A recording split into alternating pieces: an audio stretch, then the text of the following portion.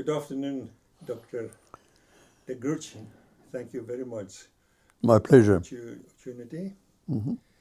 Very interesting books on the table this afternoon. Can you tell us more about this session? Yeah, thank you very much, Dion. Let me just say to begin with that I've been quite surprised by the way in which my books have helped people, because I get letters from people and people talk to me. Some, of course, they say are books that people tell me about more than some others. And what I think is my very best book, nobody ever tells me about. But the ones that they do talk to me about, most of all, are those that in some way connect with my life. And I've always found, even in writing academic books, but not so much, but in writing, it helps me, and I think it helps the reader, to make them quite personal and to connect them with my own story. Not that my own story is particularly interesting necessarily, but I think there's a sense in which a book arises out of your experience, out of your soul, if you like, and that is true of some of my books in particular. Just the other day, an old friend of mine who I've known for the last 15, 20 years, so in the last part of my life, as it were, and who I discovered that he and his wife had lost a child early on in their marriage.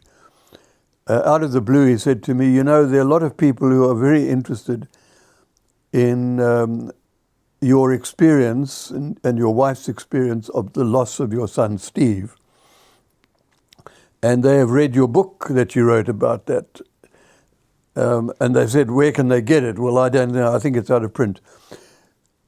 And that led to a conversation in which he said, you know, it would be very good if we could get a small group together here in Humanism and talk about that, because there are people who've had the same experience or similar experience, and there are quite a number of issues that they struggle with, that we all struggle with if we've lost a child, and it would be helpful to do that.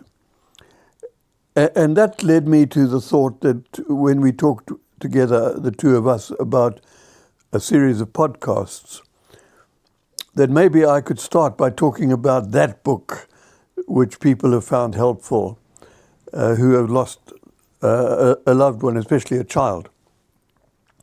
So I thought that's where we could begin, but I would like to take a step back behind that, because when I turned 75, which is now just more than 10 years ago, I was asked to write an autobiography, tell my story.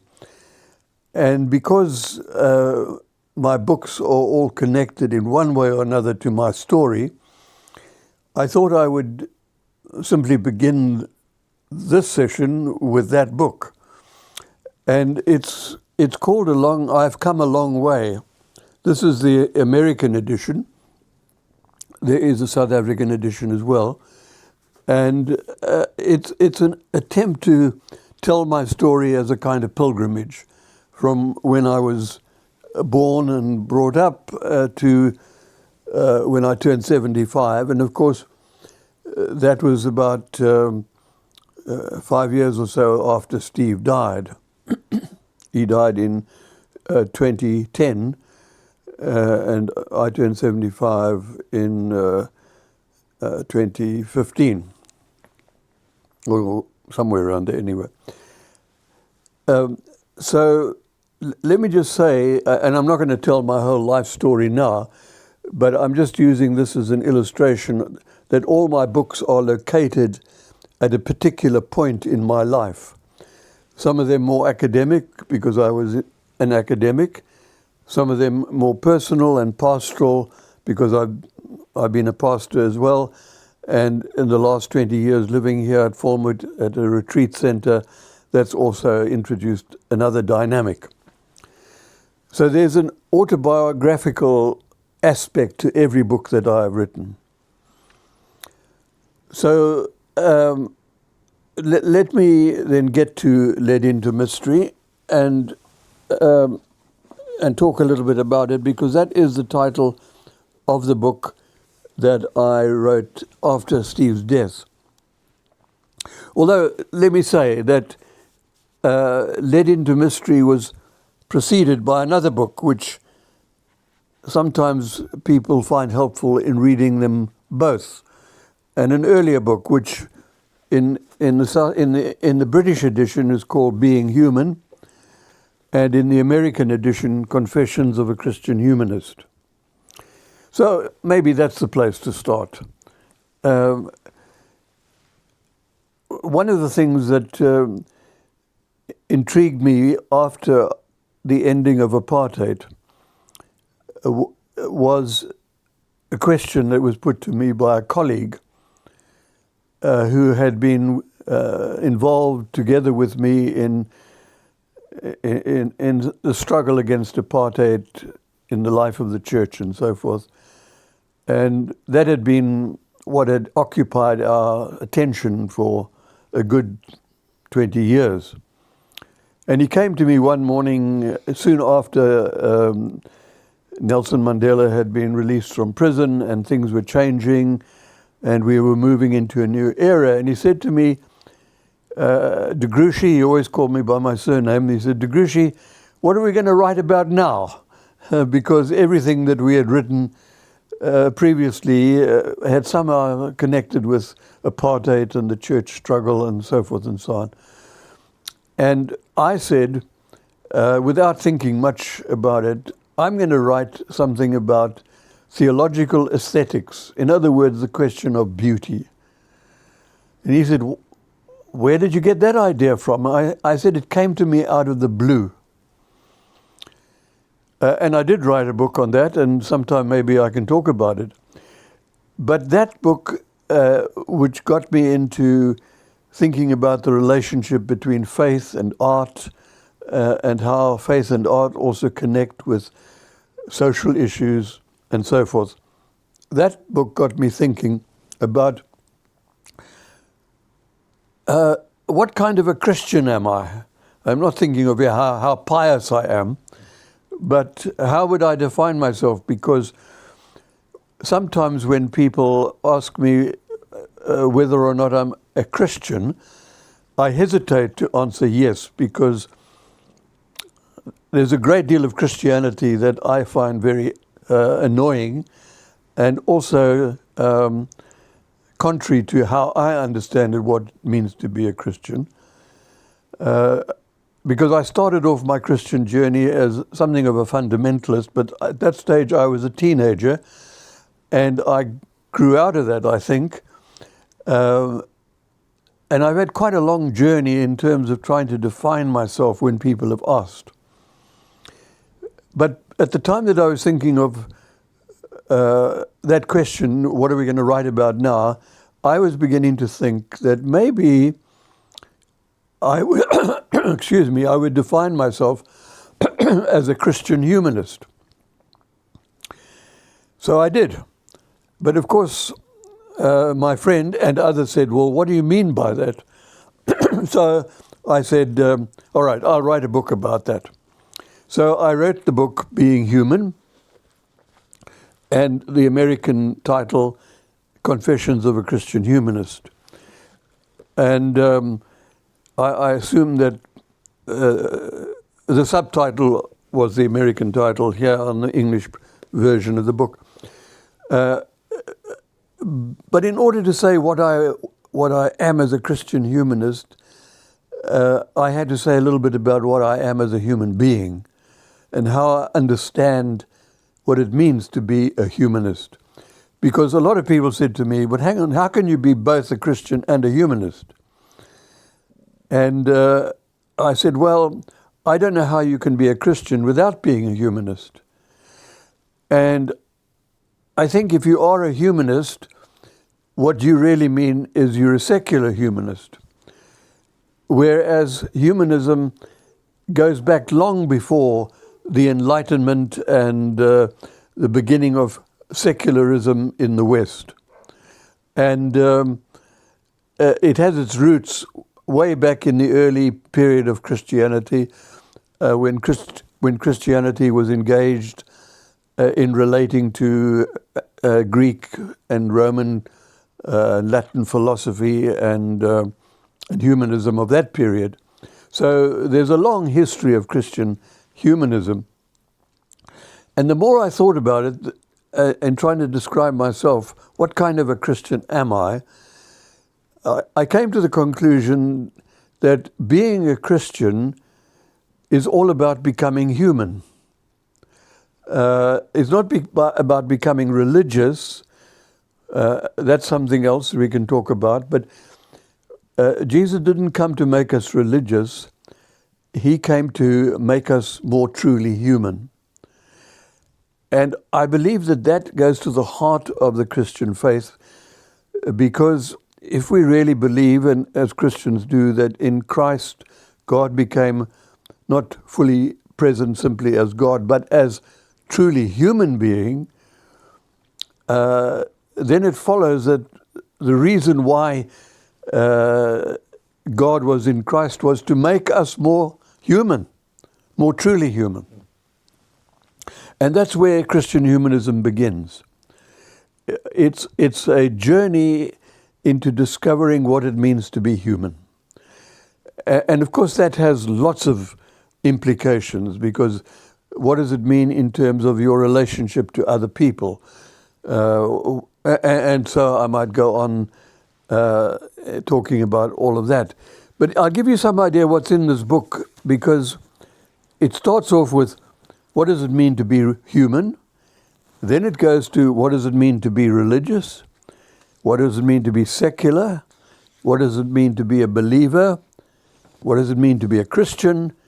And what does it mean to be a Christian humanist? And each of those has been part of my journey. Obviously, I was born a human, so being human is, well, that's who I am anyway. Being religious, I was very religious as a teenager, Christian fundamentalist. And then in my journey, because the book is related to my journey as much as to anything else, being secular, that refers to my encounter with Dietrich Bonhoeffer, about whom I've written a fair amount, and who had a very important influence on my journey. And towards the end of his life, especially in his letters and papers from prison, Bonhoeffer was trying to relate Christian faith to the secular world. What does it mean to be a Christian in a world come of age, is how he described it. I think he's been largely misunderstood by many people in terms of what he meant, but at any rate, that journey with Bonhoeffer is part of my life story. And that led me to say, all right, being a Christian in a secular age, it still is not something that secular people will necessarily warm to, because I'm still a believer. And the believer was my next stage on that journey. And then finally, all right, I'm a believer, and there are a lot of people who are believers, but not necessarily Christian. So what is a Christian believer all about? And then finally, a Christian humanist, when I try to put all of this into the framework of a historical development that starts way back in the early church, and then during the Renaissance in the 15th century, 14th, 15th centuries in Europe. The Renaissance created the modern move towards a Christian humanism with people like Erasmus in Holland and others. And that laid the foundation for the Protestant Reformation. And of course, I'm a Protestant Christian, but that's just for another time, because even that I have difficulty with simply accepting that label. But Christian humanist Yes, I like that label, and I will live with that label. And I remember it was picked up by some American theologians who got very interested in this book on being the Confessions of a Christian Humanist. And I was invited to give a lecture in America at the American Academy of Religion soon after the book came out on the subject. And they had 2 or 3 other theologians who were interacting with the book. And one of them wrote a piece about the book in an American journal or magazine. And he was very positive about it. And he was rather surprised because I was not known for that beforehand. I was known as an anti-apartheid theologian or a reformed theologian or a this, that, and the other. But now all of a sudden, why was I calling myself a Christian humanist? And I remember very much that session at the American Academy. It was held in Baltimore, and there were lots of people who came to it. And it sparked off a lot of discussion. All right, so I can say more about that. I'm just throwing out some ideas that you might want to follow up. But let me come now to the other book, the one that I was really asked to talk about, having given you that background, because that lecture on Christian humanism was given in the States, I think, around about 2009. And Steve, our son, died in 2010. So between writing Being Human, or Confessions of a Christian Humanist, and writing Led into Mystery, came Steve's death. And that's what I want to talk about now. But I felt it was important to put it into that framework, because I didn't suddenly start writing about how to respond to the death of a child out of the blue. I had written all that other stuff, Being Human and so forth. But now my thinking, my theology was into new territory.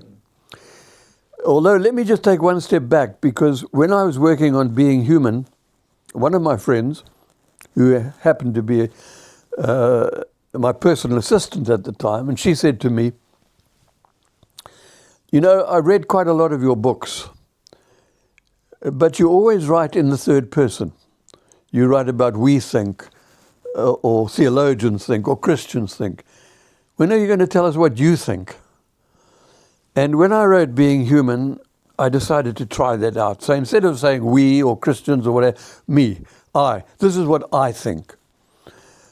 And it was quite an interesting development, quite an interesting change and development in my writing, because it shifted from being academic, though not always just academic, because you can't write about the church struggle in apartheid South Africa without being personal, but it was always we this and we that. Now I was suddenly having to say, because she was insisting, I think, or I felt, or this, that, and the other. So I was already into that mode of writing when in Being Human, when Steve died. So it was fairly natural that when I came to write in response to his death, it was a deeply personal thing. It had to be. But there's a gap between when Steve died and when I wrote the book. So I'm going to just fill in that gap and then stop, because there may be some things that you would like to ask me at this point. But let me just deal with this gap, because it explains a little bit about the book and the origin of the book. Because after Steve died, he was aged 49 at that stage. He was a professor of theology like me. He was a pastor by training. And my life sort of began to fall apart, as you can imagine. We were very close. I mean, Steve was born in the first year of our marriage. So he grew up with us, and we shared a lot in common. And I will tell you something he said to me. No, I'll tell it now. The night before the weekend on which he died, the Friday night, he died on the Sunday. He drowned in a river accident, which I will describe. He phoned me on the Friday night. He was going away for the weekend, and it was that weekend that he died.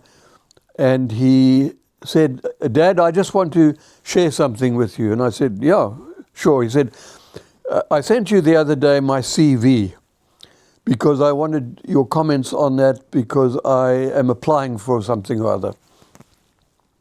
So I said, "Steve, I've read it." So he said, "Well, what did you think?" So I said, "I'm absolutely amazed. I didn't know half of what you had done in your life, although I thought I knew everything. And I certainly didn't know everything that you had written and published, because he had already published a few books and many articles and given lectures all over the place, from Brazil to wherever." And I said, "Steve, I'm just amazed by what you've achieved in your 49 years of life, and well done." And you know, looking back after he died, those are the last words I ever said to him. "Well done, Steve." And I'm always so grateful that that was the conversation we had. At any rate, to come to the writing of the book. So he died up in KwaZulu-Natal. He died while rafting on a river in the Drakensberg with his son David, who's now 32. And David was the last person to see him when he fell off the raft and got trapped under the rocks in a river that was swollen. It was flooding, and he never emerged from that. And I remember going up there with Isabel. We flew up on the Monday when it was reported that there was no sign of Steve. The people thought he might have survived. And with another friend, I went and sat near the rocks where we thought he was trapped. And I write about that experience in the book, so I'll come back to that. But it was one of those life-changing moments that you have, and a lot of people have them who experience that kind of event in their lives. When I came back here to Falmouth, where we live in Humanism, on this retreat center, and as you know, we live in amongst mountains and all sorts of beautiful part of the world. The first few weeks after Steve died, I used to go early in the morning up the mountain, walk on the mountain. And there was a particular spot on the mountain that I had to pass by every morning to get onto the mountain. And I called that Steve's spot. There's a place on Falmouth now that's called Steve's Place. It's not far from where that Steve's spot was. And I used to stop there for 5-10 minutes every morning and have a chat to Steve. And I used to think back to experiences that we had had together, conversations, ideas, projects that we had worked on, and all that kind of stuff. And it was a kind of conversation that I would have had if he had been on the telephone. And it continued the conversation that I'd had with him the night or two before he died. And as I talked to him, I shared with him my grief and how we missed him, and I told him about some of the things that I was working on and wondered how he would react to them and respond to them. And that went on for, I would say, several weeks, perhaps 2 months every morning when I used to go for a morning walk. And it was actually out of that experience of talking to Steve and coming to an understanding of theology which I found articulated for me by a Roman Catholic theologian, Karl Rahner, who wrote an article some time back on theology as a journey into mystery, or being led into mystery is how he put it. And I thought, yes, I understand that now, because my experience of Steve's death is a profoundly theological experience. Not writing systematic theology or a creed or something, but theology as a journey. And it's a journey into the mystery we call God. And I always have difficulty using the word God because I never know what people hear and understand by the word. But for me, led into mystery describes the journey into Christian faith that had started anew with Steve's death. And then I said to myself, well, I'm going to now try and write that experience. And that's how the book began. Wonderful, Steve. Thank you very much. I'm John. He's Steve. Yeah, that's out of my mind. That's okay. Yeah, it's powerful. John, if we can come back just to fill in a few dots of Steve. He was also in the same field, yes, and the same advocacies. Yes. Can you just elaborate a little bit Yeah, about that? yeah. Steve was ordained in the same church as I am, and in America it's the United Church of Christ. Here it's known as the United Congregational Church. It's in the Reformed tradition, but it's not Dutch Reformed or narrowly Reformed, fairly close to the Presbyterian, but very ecumenical. And both of us, both Steve and I, were licensed also to serve in the Anglican Church. So we were ecumenical people. And Steve, he studied partly under me to begin with, and then he studied at Union Seminary in New York. And eventually he wrote his PhD here in South Africa on Reinhold Niebuhr, the American theologian.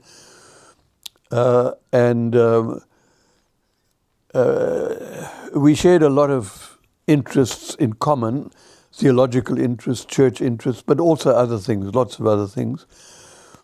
And we worked together on the anniversary edition of my book, The Church Struggle in South Africa. We co-authored that.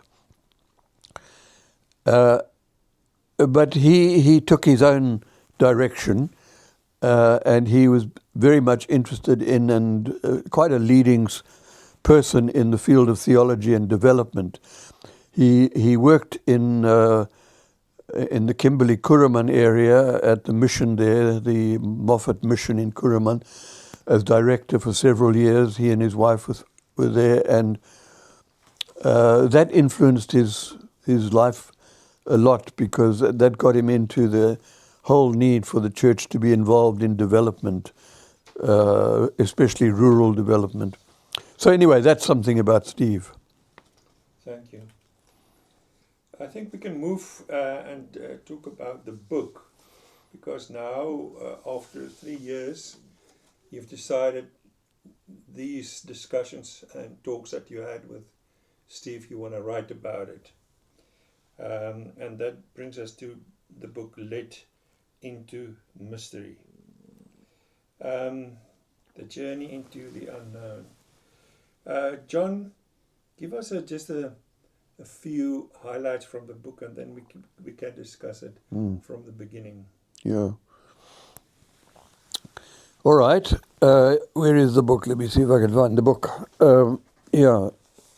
So that's Led into Mystery. That's a photograph on the cover of the place where I spoke with him on the mountain. Yeah. And it's very interesting. Desmond Tutu, incidentally, wrote a piece about it, which I won't read out, but he knew Steve quite well, and so he was very supportive when Steve died. So I begin the book with a prologue, and it's called "The Day Steve Died," and I tell the story of how we got the news, and then flying up to Durban, and then going up into the Drakensberg and going to the place where he had drowned. And I describe in the prologue that when I got the news, I was busy in my workshop doing some woodwork and got the phone call. And I'll never forget that day. I was working on a very large candlestick that now sits in the Falmouth Chapel, dedicated to Steve. And I was just finishing that. And I got the news, "We think your son has died." Well, I must tell you, that was a shattering experience.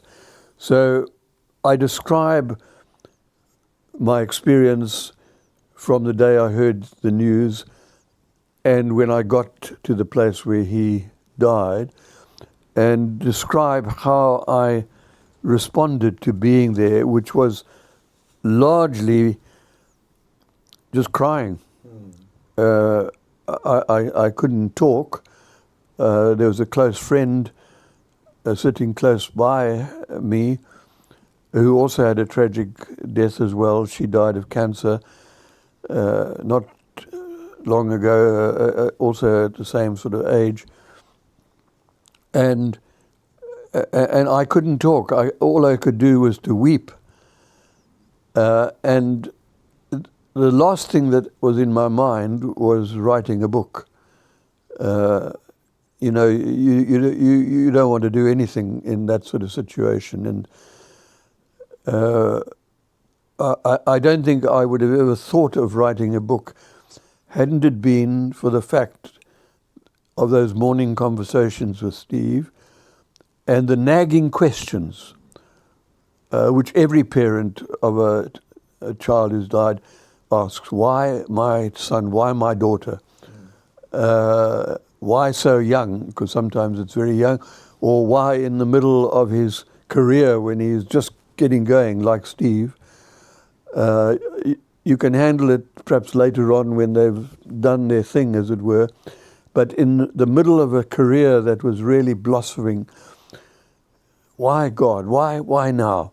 And of course, it's the question that Job asked. It's the question that everybody asks in that position, which I think is part of the reason why the book is read by people, because they struggle with that question. So in the prologue, I describe how I came to write the book, and it was not easy to do, and it wasn't something that I did to begin with, but it grew out of my experience of talking with Steve about that very question. Can I ask you about, when I look at the book, one thing that caught my eye was very early in the book. There's the faith confronts mystery. Yes. Faith confronts mystery. Are you close to that? Yeah. Talk to that about that now? Mystery. Yeah, no, sure. Interesting thing, while I couldn't write much at the time, I started reading mystery novels. I'd been given a couple of books by a Canadian student of mine, and they were very good mystery books. And I started to read them, and then I began to read others, not just detective stories or things of that sort, but they were in that genre of mystery. And then I began to ask, well, what is mystery? And maybe there's a clue there that helps me to understand both my own journey and how to approach Steve's death, because it's a mystery. What is a mystery? So the book really began out of apart from the fact of Steve's death, about trying to find out what I meant when I said Steve's death is a mystery. And I turned to detective stories and mystery novels to find out. Why were they called mystery novels? What made them a mystery? Part of it was that with a real mystery, you only discover right at the end what it's all about. You don't find that out until you've gone through the journey. And that rang bells with me, that I will never fully understand the mystery of Steve's death. And when people said to me, as they say to many people in that position, parents, they say, you'll get over it, or they'll get to a point where it's behind you. No, that's not true. That's a lie. You don't get over it. You don't just move on. At best, you move through it, but you don't move beyond it. And that's exactly what the mystery is about. It's always with you. And you never get to the point where you say, I fully understand. Now I can move on. No, you don't. It's always a mystery. But when you connect that with Christian faith, then you begin to understand it. It's also a journey into the mystery we call God. And so in led into mystery, there are these two things going on.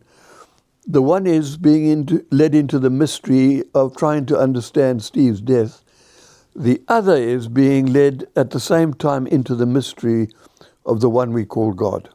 So yes, your question is right on target. That's what the book's about. John, one of the things that struck me was your emphasis on theological humility. Theological humility, and tell me if I'm correct, but what I've seen is that you said that not everything can be fully explained by doctrine or reason. Yeah. Isn't it that one of the problems that we have Yeah. times of deep sorrow, that Yes. we want to make excuses and explain it Yeah. to the bone? Yeah. You know, this came home to me very early on as a young pastor, newly wed in a congregation, and then the first funeral that I ever conducted was of a young boy of about 5 years old, who was knocked over by a car outside our church and killed. And all of a sudden, I had to go and conduct the funeral, and I had to talk about this. And I, quite frankly, didn't know what to say, because everything sounded a bit shallow or hollow. Even to say God loves you and God cares for your child and words of comfort, all of those things had to be said. But I just felt that they didn't quite carry weight. And I wasn't at all sure that the parents were, in their grief, were being comforted at all by what I said. But the words were said, and the scripture passages were read from the Psalms, or from the story of the resurrection, or Paul's words about death, where is your sting, and all of that stuff. But, when you get home after doing that, you say, well, how does one understand all that? Do you really believe that? And all those questions come flooding into your mind. And I think any pastor knows that, at least any pastor who's authentic, I think if being a minister or a priest is just a job, maybe you don't struggle with that. But if it's more than that, then you do. And that leads me to your question about absolutes and certainties. I mean, even when you've been married for some time, and you say to your wife, "Do you really love me?" suggests that there's a little uncertainty.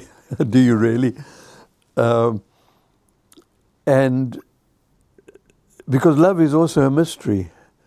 And what does it mean? And marriage is a journey into a mystery as well, in which you discover all the time what it means, but you only discover it as you travel. So if you come out of theological seminary and you're now trained to be a preacher and a pastor and whatever, and you've passed all the tests and you've studied all the dogmas and you've been accepted for ordination, and now you get ordained and you answer all the questions that are asked of you, your journey is only beginning. It's not... And when you begin to look back and you think of what you said and affirmed it with certainty, now you say, well, yes, I still believe, but it's not, it's rather a mystery. I'm being led into what it is. I don't actually know for certainty everything that there is to know about the mystery of God. It's a journey. I think this is a point where I can bring in what you have in the book as the role of silence. In the face of these type of experience, silence can be a faithful response to the divine. Yeah. Well, again, I remember when that accident took place where that young boy was killed. I went round to their house, and sat there with the parents, who were not, I suppose they were in their early 30s maybe. And as I drove in my car to their house, and they were very ordinary people. They hadn't studied much beyond school, high school. And they weren't people that grappled with theological problems. But I asked myself as I drove to their house, what am I going to say when I get there? And I remember that I didn't say anything. I sat there with them, not knowing what to say. And now that I look back, that was the best thing I could have done. There wasn't anything to say. There was a presence. It was important to be there with them, to hold them by the hand and to support them. But they weren't wanting answers to questions. They weren't at the point where they could even begin to think about the whys. They just wanted to, they just wanted to be affirmed. They just wanted to have support. The questions came later, and we did talk later. But to begin with, it was a time of silence. Now, I talk a hang of a lot because that's part of my trade, but I think what is very important also that we learn that it's in the silence that we really begin to enter the journey more fully than when we are in conversation. I remember another author wrote this about your book. Says it's a personal and an honest reflection. The book is deeply personal, reflecting on the Gruchy's own experience with grief, particularly the death of his son, and how that shaped his theology. Yeah. Can you talk about those personal and honest reflections? Yeah. Well, it's an attempt to be honest. Yeah. I'm not sure that one can ever be fully honest because there's always something nagging, or when you're looking for the right words, you're also trying to say it in a way that people can appreciate and so forth. And sometimes honesty can be quite harsh. When you read the book of Job, and when he's really honest, it's pretty shattering stuff. And of course, when Jesus is on the cross and he says, "Why have you forsaken me?" I mean, that is honesty pushed to the next level. And people don't want their pastor to say he feels forsaken by God. They want their pastor to say everything is okay. But sometimes that's not how you feel. That's not how people feel. It's not okay. It doesn't mean to say that you no longer believe, but what you believe is part of the journey in unbelief towards belief sometimes. One of the things that you write in the book is this whole, you've mentioned the whole aspect of mystery, but somewhere you write, rather than something to fear, mystery is presented as a sacred space where we meet God most deeply. Yeah, that I do believe. A sacred space, I like that.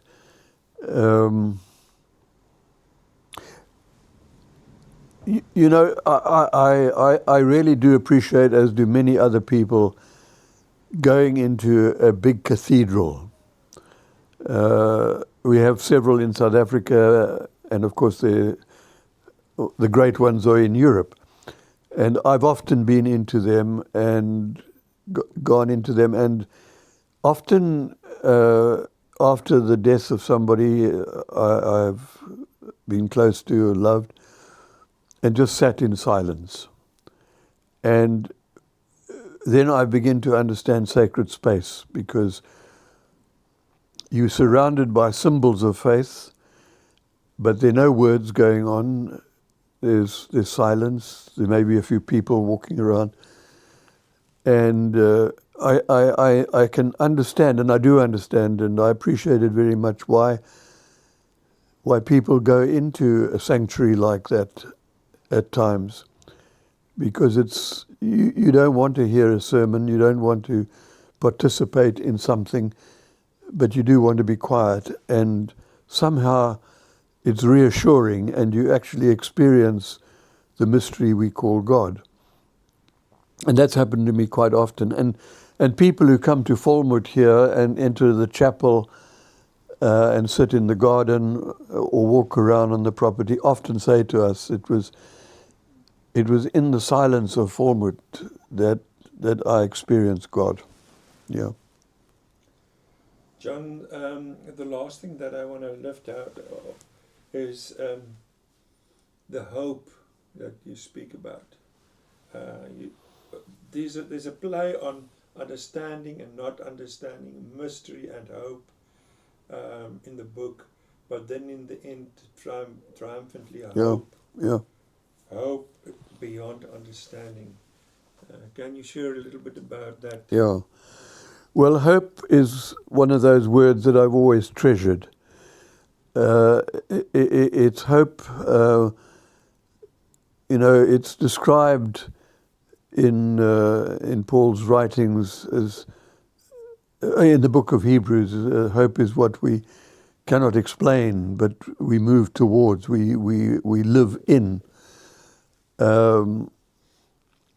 It's not optimism, clearly, but it's believing that there is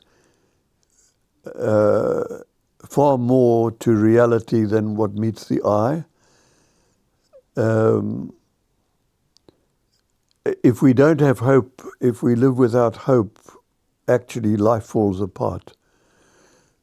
But you cannot always give a a full reason why you have hope. Both you and I have lived through times of great despair here in South Africa, and it's been hope that keeps us alive. And at this point in history around the world, where it's pretty despondent stuff, what's happening in the world, it's very easy to lose hope. And I've had to deal on several occasions with people who've committed suicide because they've just lost all hope. And I understand that. But it's hope that keeps you alive.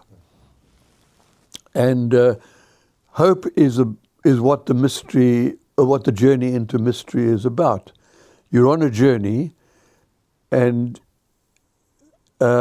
when you stop hoping, you stop the journey. The journey stops, whether you commit suicide or you don't. The journey stops, because the journey can only continue when you have hope. And I mean, I've got some good illustrations. I've been on aeroplane trips to various parts of the world where it was so awful, the journey, and sometimes, you know, there were those moments when the aeroplane hit some kind of a thing that made it bounce all over the place, and you wondered whether you were ever going to get to the end of the journey. Well, that's a minor episode, but nevertheless it's a good illustration that if you give up hope, the journey ends. So hope is what keeps you moving towards the mystery, into the mystery. And of course, and I haven't spoken about this, in the New Testament, the mystery is revealed. But of course, it's revealed in a very tragic way, because it's revealed on the cross. And that's where we see the mystery revealed in its fullness. And it is in a tragic death, because that event opens up the possibility of resurrection. That's what it's all about. So we stop hope, we stop journeying. And the journey into mystery comes to an end. There's a blank wall. And faith is all about journeying into the mystery, and faith is evidence of what we don't see, but we keep moving. And that wonderful passage in Hebrews is all about that journey, about that pilgrimage. I remember you once said that after Steve's death, you sort of get your second breath. Yes. It's like you've got a new mission, and you picked up a journey which may be a journey of John and Steve. Yes. And that is so, because often when I'm writing, now 12, 14 years after his death, I still sometimes sort of look over my shoulder and say, Steve, what do you think of this that I'm writing? Yes, that is absolutely the case. And I think I can only keep writing because of that, because of getting a second wind and keeping hope.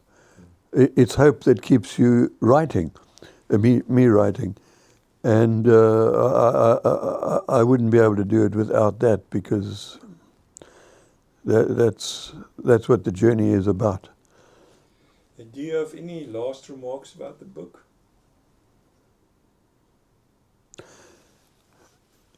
Yeah, a lot of people have asked me if they can get copies, and the last remark is that I'm so sad that it's out of print.